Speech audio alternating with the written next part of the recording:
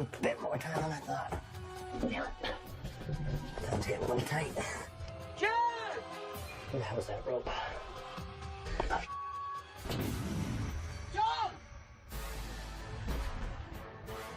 Gem hunter Guy Clutterbug is on a mission to find mines that produce the world's most precious gems. Look at that. That's a beauty. Come on!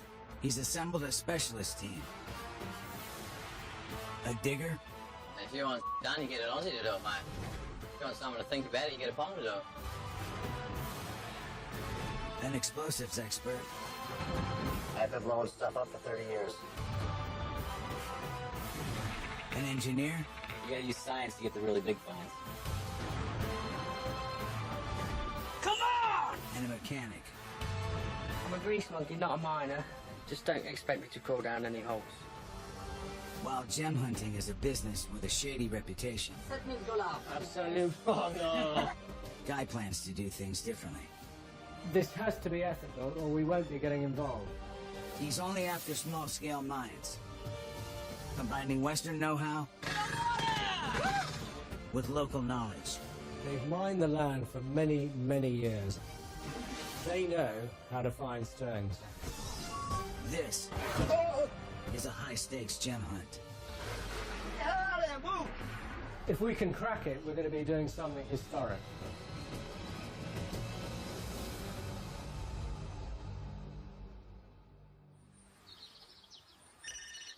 Hello, team.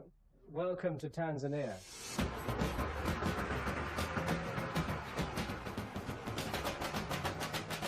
You're in Arusha. It's a pretty cool place. Saw Mount Kilimanjaro in the way in, and Douglas, cheers, mate. This town is the heart of the Tanzanian gem trade. Hey, how you doing, buddy? It's like a piece of dried fruit. It does. What's buddy? I've set you up with a contact of mine, Mr. Venice.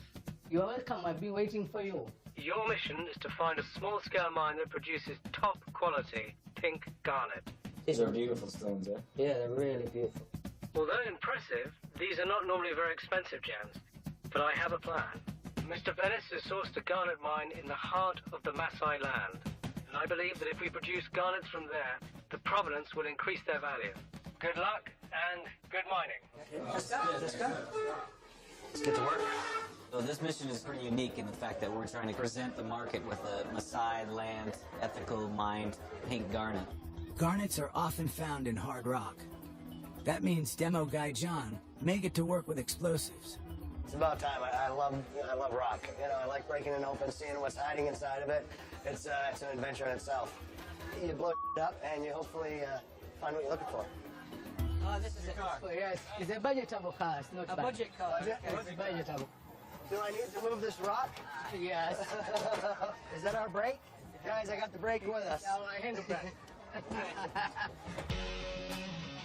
Mr. Venice has agreed to introduce them to a mine owner who has permission to dig on Maasai land. That is, if they can start the car. Will you help me to push the car, please?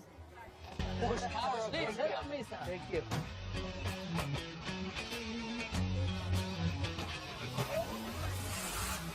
Got it. Right.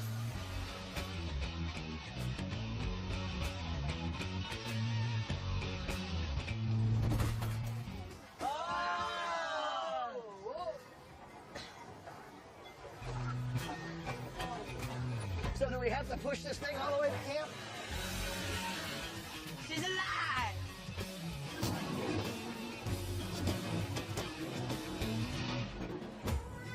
A few jump starts later, they're finally on their way.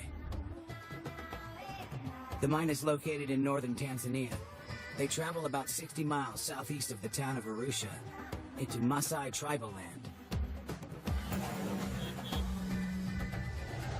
Traffic's heavy today, huh?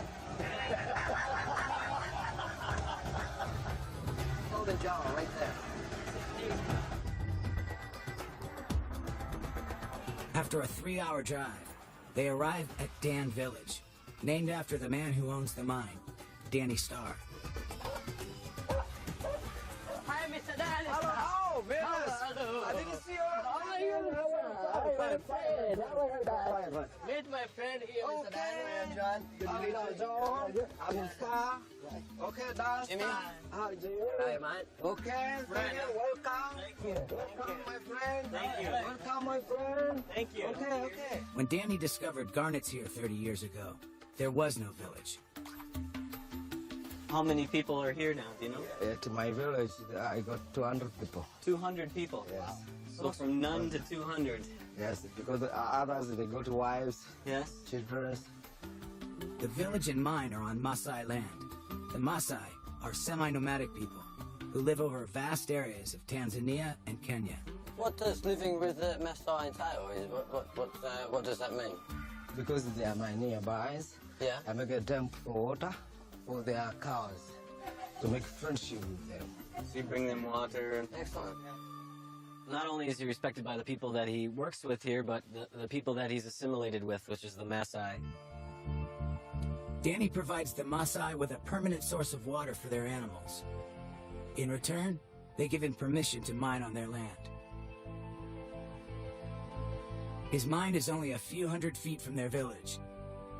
It's been slowly cut out of the rock by hand over the past 30 years. This is your mine. Yes. Man. I love it. It's perfect. This is what I'm used to.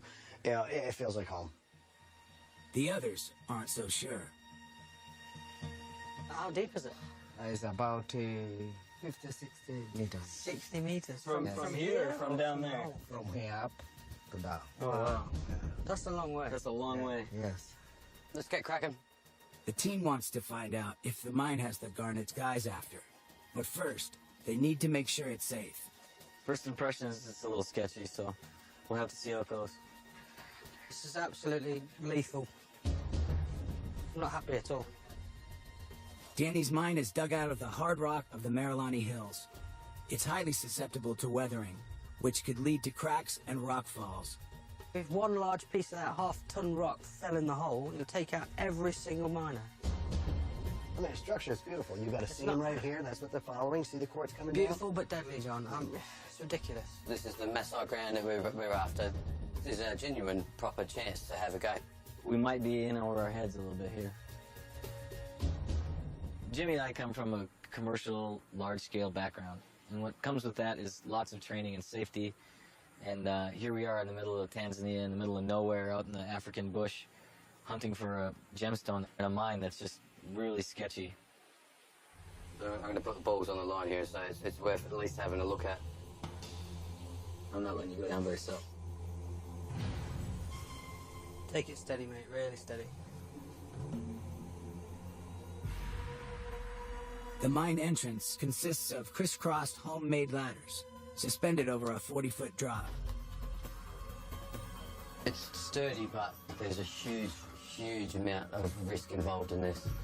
And unlike any situation I've ever been in before, it's just watching each other's back hard at the moment, making sure we're getting down.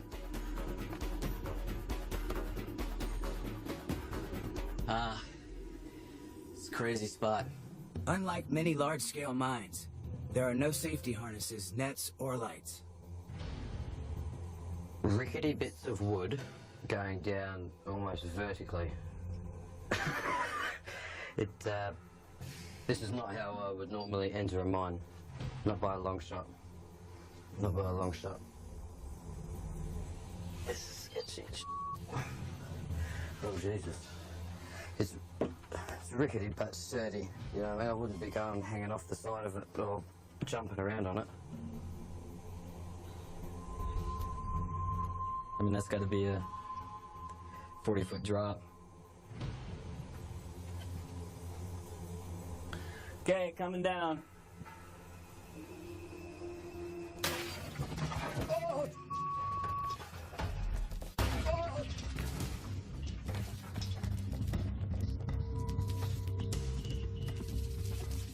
Jimmy! Fred's suspended over a 40-foot drop in a Tanzanian garnet mine. What happened there, mate? Put my hand on the wall and it broke off and fell down your way. Are you all right? Yeah, mate. I'm sorry. I didn't realize it's that bad. All right, mate. Definitely go one at a time down these things. That was really close. I mean, I was really worried about Jimmy too, but to be honest with you, I almost fell down the hole. Coming down, Jimmy.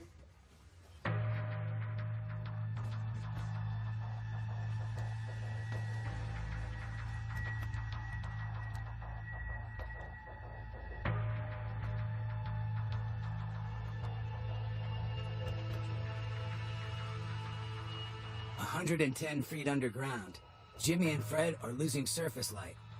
The structural integrity of the cave is starting to worry them. It's just getting sketchier and sketchier. I mean, look, this rock, spaces in between. There's danger everywhere. I know what we're here to do is find some garnets, and it's all great and everything, but it's not worth it if one of us doesn't come out of here, so. At 160 feet, Jimmy and Fred have a decision to make. The tunnel splits in two directions. One path follows the seam straight ahead. The other goes even deeper into the earth. What are you thinking? Me personally, I'd like to keep heading down until it gets too sketchy to go any further. So far, I'm not liking what I see, but if we're gonna do this, let's do it quick and Down we go? yeah. Alright.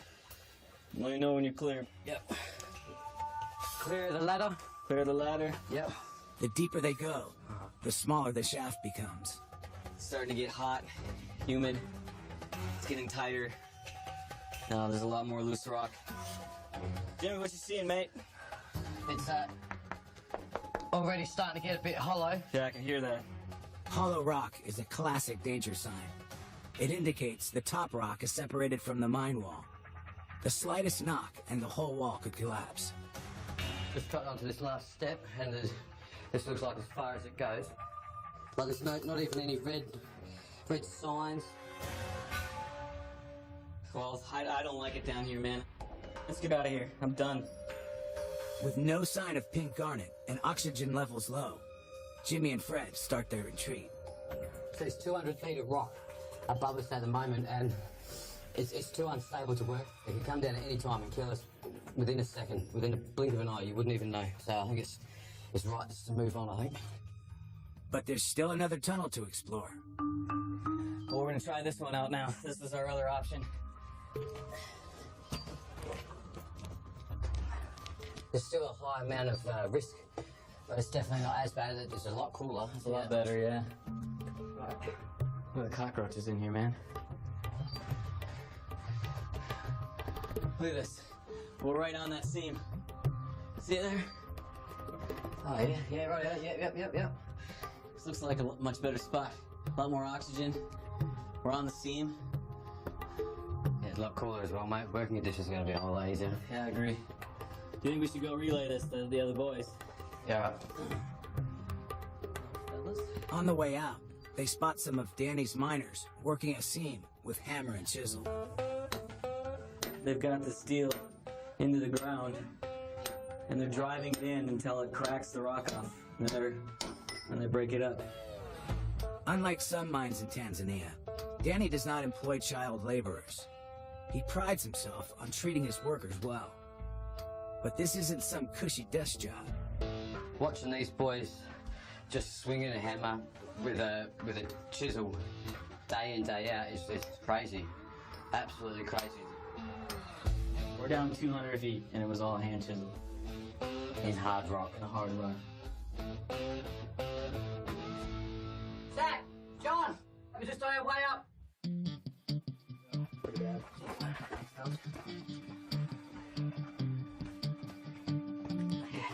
You find anything to work with, though? I think we've found a place. The first one, sketchy, way too sketchy. We both just, we pulled out. Went to the upper level, and that's the best one out of the two of them. As for the rest of the ground conditions are pretty poor down there. Right. But it's definitely a lot cooler, a lot more oxygen, a lot more working space. But I think that's where we should focus. The team decides that the mine is worth the risk, as long as they prioritize safety. Cool. I think that makes sense. Let's do it. Let's crack on, eh? But seeing miners using hand tools worries Fred. He wants to know what other tools are available for working the mine. What kind of equipment do you have, Danny, for working under there? We just use hammer. Before I was a generator, but it's broken. Broken? Yeah. Just a hammer. So slow. Slow process. Okay. So, yeah, if we can get the Jenny going, get some electric tools, should speed things up. Is there anything else that you use in mining down here? Any explosives or anything? Yeah, when you add the rock, we use explosive. So you've got some dynamite? Yes, I got some. Okay. Can we take a look? Yeah? We'll go. If we're going to go down there and use explosives, we're going to need a drill. I'd rather not use a jackhammer down there if we can help it because it creates a lot of vibration. Get more falling off the wall. So a drill, we'll try that. Maybe that's even a little sketchy. Let's see. We got to get the generator going first. We'll go from there. Okay? The team sets up base camp at the mine.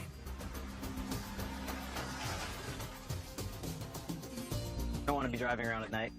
It's just a big no-no here. So if we can sleep here, mine there, should be good to go. What the hell is this? After being down the mine today, never in 10 years have I ever seen anything like that. God help it if there's a small tremor. Yeah, it's intense. It's definitely intense.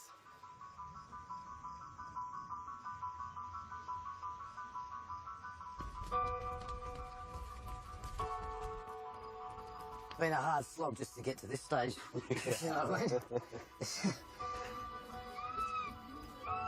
Right when the guys are about to call it a night, the local tribe pays them a visit.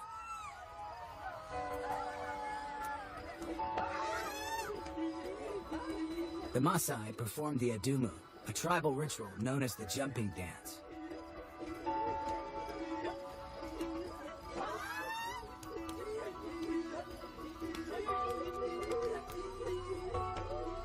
My friends, this is my nearbys. They say they want to welcome you in this area.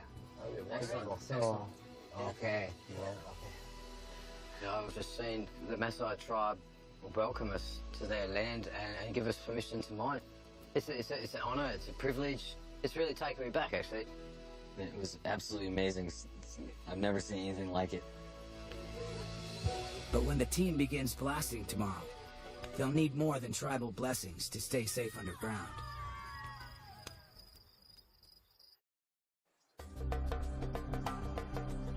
It's day 2 of garnet mining in Tanzania. John wants to know if Danny has the materials to blast hard rock. Where do you keep your explosives? Inside the room. Literally, he keeps it right by his bed. I got few. This one and this one. What we got here, John? Ammonium nitrate. Yeah. Already pre-cased. Yes. Ammonium nitrate fuel oil is one of the most commonly used explosives in mining. It's pretty cheap and easy to get. Does this stuff go out of date at all? This stuff shouldn't. Blasting caps can. They can get corrosion inside. This one looks pretty clean. So if they're all like this, we're pretty good. Blasting caps trigger the detonation. They create a small, controlled explosion, which sets off the larger blast. They've got a tin roof, you know, cement block wall, so a lot of moisture can get in there. You go moist to dry. It can really screw with the blasting caps. The explosives themselves, they're encased. They don't look like they've got wet, so I have pretty good faith in that. It's just the other parts I'm worried about. So now, how do you drill to set your dynamite? How do you drill your holes? Like this. You hand steel right now. Yes. So what they do is they have 2 guys. Take a sledgehammer, Yeah. hit it, You turn like this. and then hit it again, and you keep doing that, pull it out, Yeah. and do that until the hole's deep enough. So that's hard work. Yeah. The team will use a mechanical drill to create holes for the explosives. Hey, go. But they need to get Danny's generator working first. It ain't pretty. We've got broken wire. Straightforward enough, we can fix that. Oh, here we go. What's up? Nice spark plug. So we have Zach on the task of fixing Danny's generator. We're going to buy a drill. We're going to invest some money and effort into this mine for Danny. So it not only helps us, but it helps him now and in the future. I think it's going to be great. I think it's going to be a win-win. John runs a test on Danny's blasting caps to make sure they work. I am using an older cap that hasn't been stored properly, a lot can go wrong. And if you have a misfire, you're going to go back in that mine with live explosives in the wall with something you don't know if it's still going or not. So there's a lot of danger involved in it just because of the way it's been stored. Look all right? Well, I mean, it wasn't stored properly. That's the problem. That's why we have to do the test run, you know? Yeah. Don't believe you need a spade on your head. Not taking any chances, Jimmy.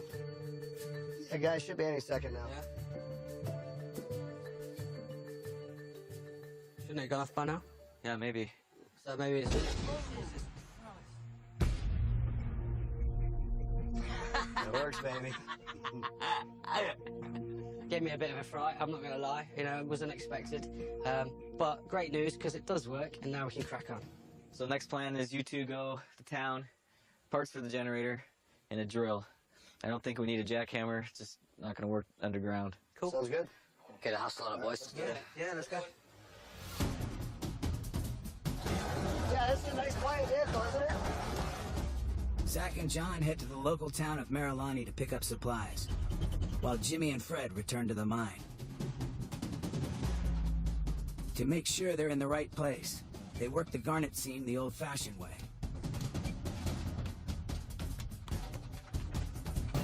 It's hard work down here. It's hot and muggy. I mean, we're chiseling with a 5-pound hammer against solid rock. I've been down here for an hour. I've probably gone 2 centimetres forward overall. And just this one small spot. It is slow going, hard work.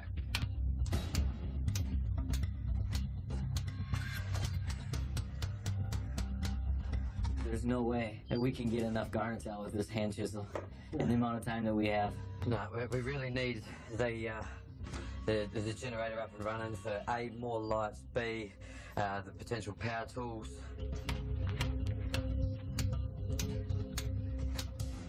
Two hours later, their first sign of progress. What do you reckon about this one here, mate? I've just broken that up. What do you think about that? Yeah, right there. That's what we're looking for. All of that just for that. It's a fleck of garnet. They're on the right track. Nice. Well, at least we didn't go home empty-handed.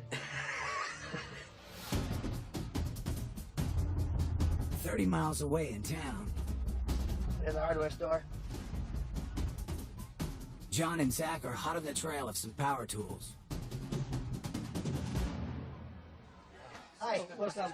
How are you? Hello. How are you? Do you have a generator spark plug and electrical tape? Ah, it's perfect.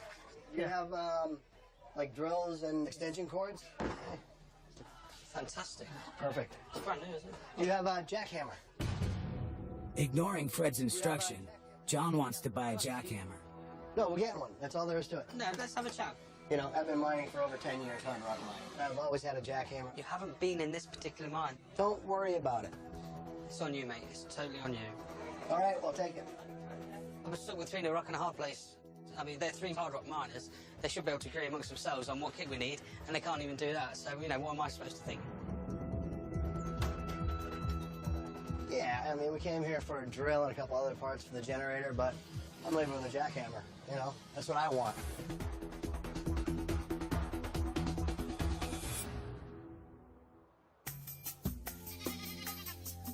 Thank God those guys found some stuff. After a tough day of chiseling hard rock, Fred and Jimmy are eager to try out the new gear. Oh, look at that. Half-meter drill bit. That's great. Drill. That's exactly what we need. Well done. What's this?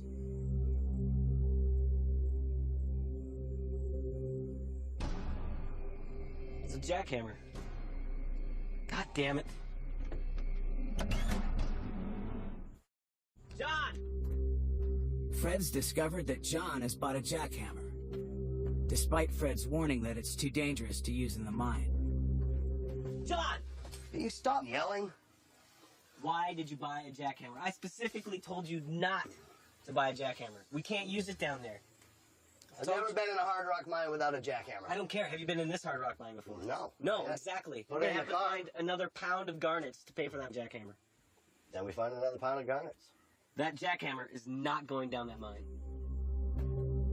We're gonna have to find more garnets to pay for that thing, and it's completely useless.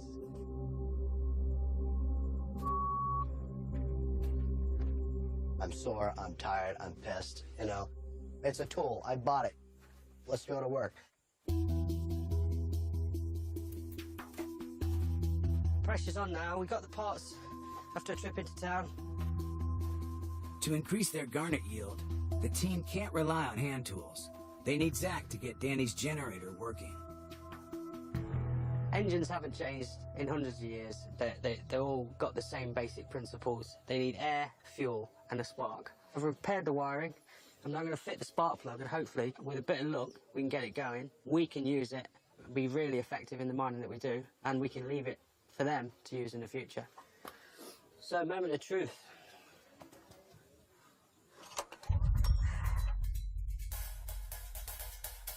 Ah, come on.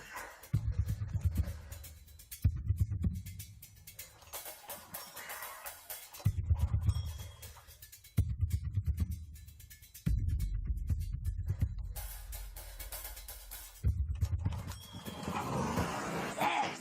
Brilliant! Oh, I'm so pleased. That's awesome. With the generator up and running, the team can prep the mine for explosives. But first, John wants to clear the air. Fred, I know you're pissed off about the jackhammer, but, you know, you don't have to worry about it being down in the hole. You know, I got a couple spots over here we can work. All right, well, you can do what you want with it on the surface, but it's not going in the mine. All right, as long as we can get past this, I think we're good. All right? Sweet. It's a little difficult working with people who work on their own and who take the chances like I do. They're worried about me. I'm not worried about myself. I'm not going to put myself in a situation that I can't get out of. They don't see that, you know, because I am a bit older. I am a bit slower. Zach sets up the generator while Fred plans the explosives. Okay, so we're gonna do a ½ meter by about 2 meter pattern. It's gonna be 3 holes wide. One there, and we'll do 4 long, okay? 3 wide, 4 long. The goal is to reduce the rock to manageable sizes. Too big, and it'll be too heavy to remove from the mine. Too small, and they risk destroying the gems inside. We don't want to turn it into powder because then we ruin the garnet that we're after. Exactly. So basically, if you guys could go down there, drill the holes, load the holes, put the stemming in, and run the lead line in. Yep. Okay. What lead line? The line that comes up to the surface. We can. We don't have a lead line. What do you mean? I've got 6-minute fuse. What's that? That's all we got. A lead line runs from the explosives to a safe distance on the surface. But mine owner Danny only has a 6-minute fuse that needs to be lit inside the mine. You don't want to be rushed and you don't want to be running, you know what I mean? I can make it in 6. What are our other options? There are none. That's all we have. All right, What well, we do. I'm gonna let you take the lead on this one, okay? Okay. Well, let's get this cracking. All right, let's do it. Exactly. Let's go to work. I do this every day. This is my field. This is why Guy hired me. He knew we'd get into situations like this, and I'm more than willing to get down in there and, you know, blow the out of the place. John will set the charges while Jimmy drills the holes in line with Fred's blast pattern. It's a whole lot quicker, man, than when we get into the chisel. Good job. Good job, mate. Well done. Well done. With 12 holes drilled, John and Jimmy fill each one with explosives. Okay, I'm just going to pass you one at a time. Well, thanks, mate. All right, well, start at the back and work forward. Yep, sounds great. Just this unit alone is enough to explode a metre squared, or metre cube, block of just solid ground. There you go, Jim. Yep. Cheers, mate. So we're looking at about 12 cubes of ground that we're going to break, and it's just going to absolutely demolish it. Last one, Jimmy. Final one. That's it. Here we go. All right, mate. She's in. That's it. You want to head out? I'll finish up the wiring and light the fuse. All right, mate. No worries. I'm ready to blow some up. John connects the 12 explosives to detonating cords, then attaches each cord to the 6-minute fuse.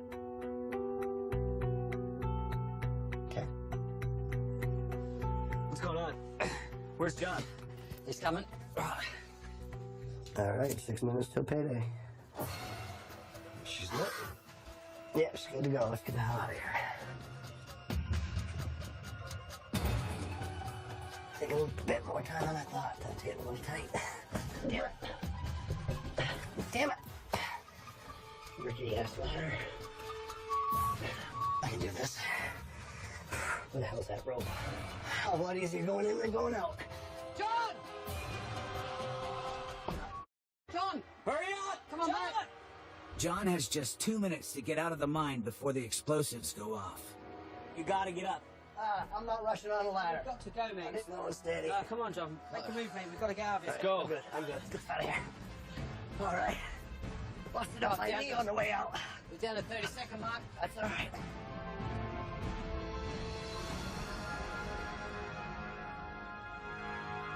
Three, two, one.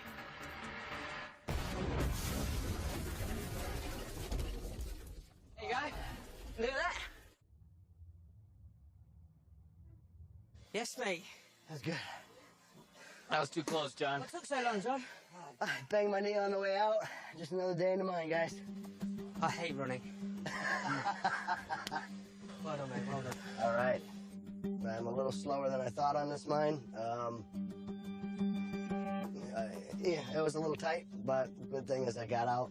Job got done, you know, and I've still got all my fingers and toes. Got to tilt my hat to the old boy. I was skeptical at first, but he's really come through for us at the end. John did it. He lit the blast off. He was confident in himself, and he came through for us. Can't wait to get down there and see what it looks like. But they can't enter the mine for another 12 hours. They need to wait for the ground to settle and fumes from the explosives to subside.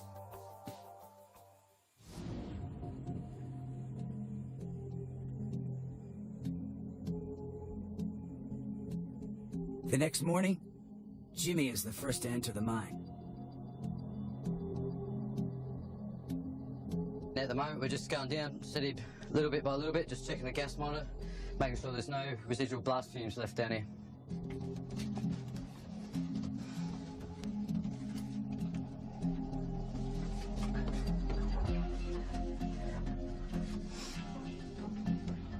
This is part of the re-entry procedure. You know, you want to have a look, you know, rocks move, change, twist, all that sort of thing, especially after a blast. So part of the re-entry process is not only looking out for noxious gases, but also checking the ground conditions to make sure it's safe enough to re-enter. It takes Jimmy another 20 minutes to reach the blast site. So this here, where we're standing right now, was where we were yesterday. And you can see just how far we've probably dropped down a metre. We just have to see if there's if those signs have been promising. He bags the pay dirt. It's just get as much out as we can and get it up top.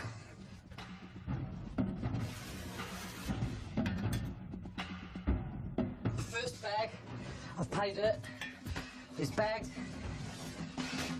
and ready for someone to take up top.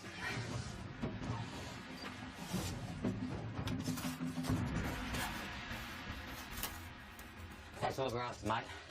That is it. There we go. That's Maasai pink garnet in a pure crystal form.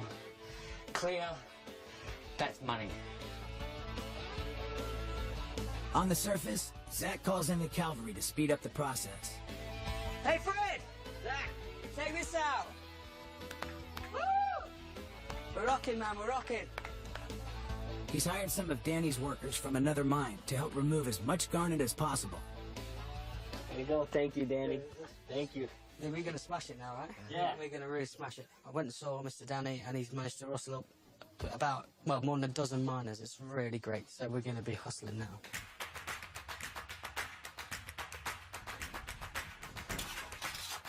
Hey, boys. All right, mate. That's not money. Let's start getting this out of the hole. Good job, mate. Good job. Another bag. Another bag. Danny's workers are so efficient, Jimmy struggles to keep up. locals come down, that was a great help. We really needed them. They're a godsend.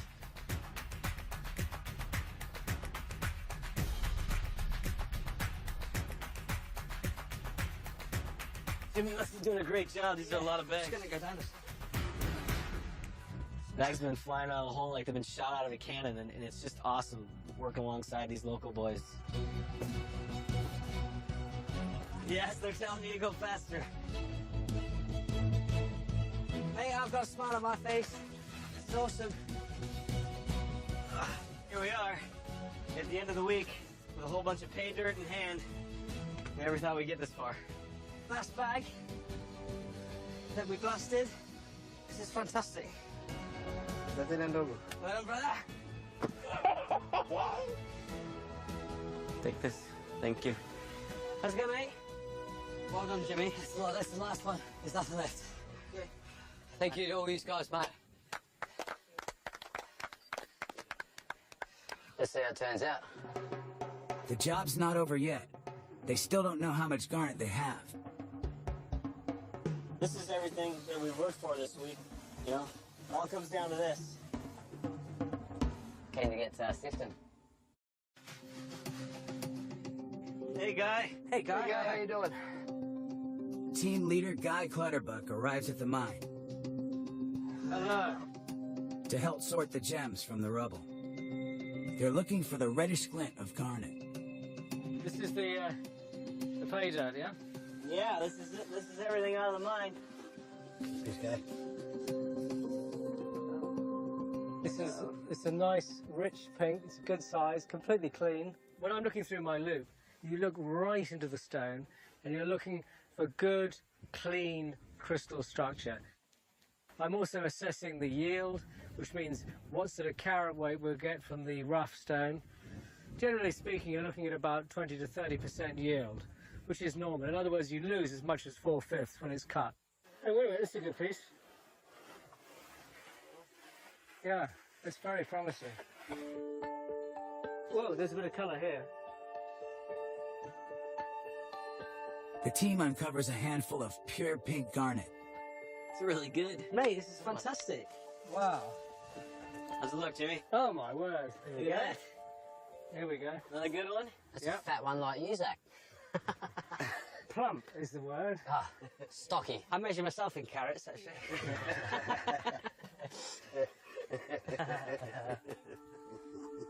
The mine's location and the quality of the gems gives Guy an idea of how to maximize its potential. The technical name for this is rhodolite. Well, rhodolite is about as sexy as a car crash in terms of name.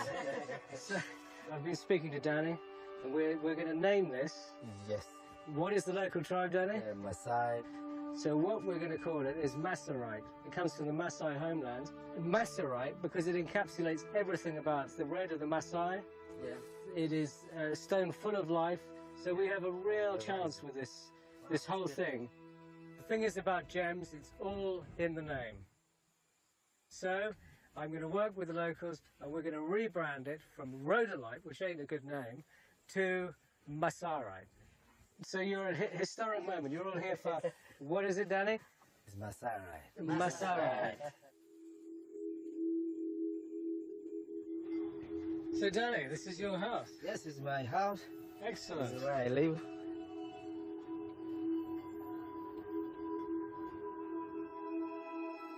Guy needs to strike a fair deal with Danny.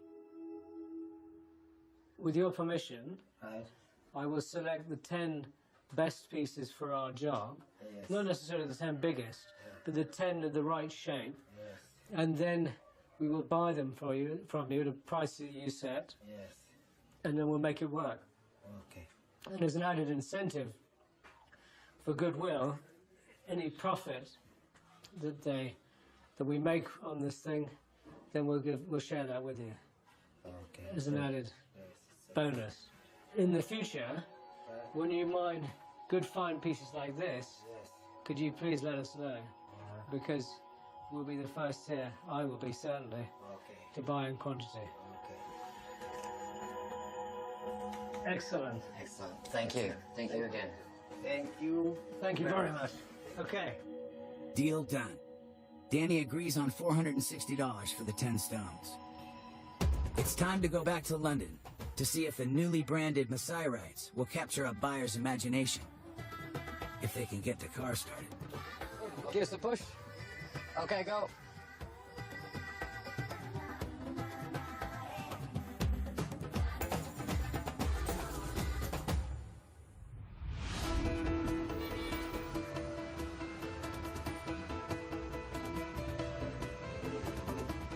I'm anxious to see how this turns out. We really could be onto something groundbreaking here. As the team waits in a London hotel, Guy takes the gems and Masai-rite concept to Anna Luca, a jeweler who specializes in ethically mined stones. Fantastic to see you. Yeah, likewise. Really nice to see you. Come on in, come on in.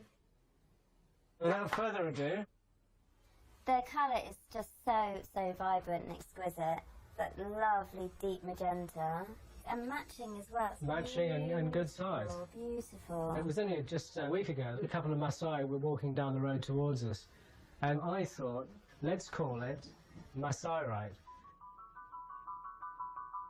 And so it would refer to the garnets that came from this area only. Specifically from the Maasai land. The success of the mission depends on Guy convincing jewelers that the new name, Masai-rite, and its ethical origin adds value to the gem. The market price for these, as described as rhodolite, is £45 a carat, which is approximately 65 bucks. But I think we can actually revolutionise the perception of rhodolite by calling it Masai-rite. I think it's all in the name.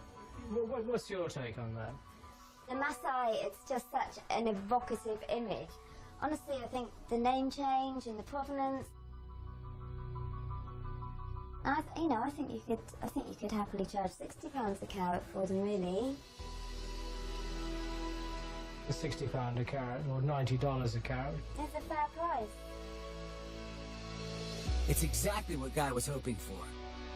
Rebranding to Masai-rite has the potential to increase its value by almost 40%. Guy heads to the hotel to tell the team the news. So what we have here is the first samples of the newly named Masai-rite. History in the making right here. These stones are beautiful. They didn't look as good on the table in Danny's house, but now that they're cut and they're on good light, just beautiful pink stones. The team paid $460 for the 10 uncut stones. As cut rhodolite, they're worth around $1,100. But what's their value as Masai-rite? I sat down with Anna Cahill, who's very much at the forefront of ethical jewellery. She felt that we're looking at about $1,600 for this parcel. That's over $1,000 potential profit on just these stones. And Guy has news from Tanzania. But I've spoken to Danny, and he tells me that they have 2 kilos of this material. We're looking at about $120,000. 120 grand. Isn't that amazing? If Masai-rite really takes off in the market, it'll mean a lot to the Maasai and also to Danny Starr. And it's a great story. We're putting a real shot in the arm into the Maasai homelands. They need the money. Trade, not aid. That's the glib expression, but it's very true. This whole mission has been truly exciting. This is far more than money. This is about actually not only having an amazing adventure, but putting something really on the map.